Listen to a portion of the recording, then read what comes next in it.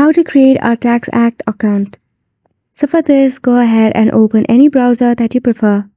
And in the search bar, search for www.taxact.com and give it a search.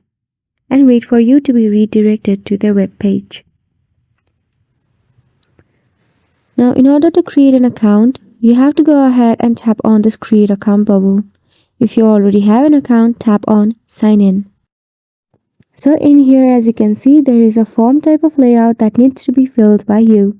Firstly, by entering your email address. Secondly, your mobile number, username, password, and checking the box to agree with the terms and condition. Then simply tap on Create Account.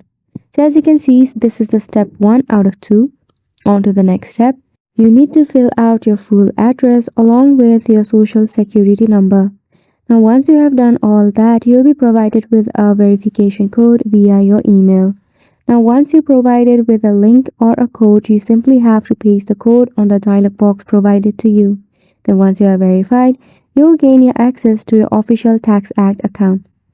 Talking about one of the perks, did you know you can start your own plan? So for this, go to TaxAct and right there you will see pricing, tap on it. Now see, there are various options such as free, deluxe, premium, and self-employed.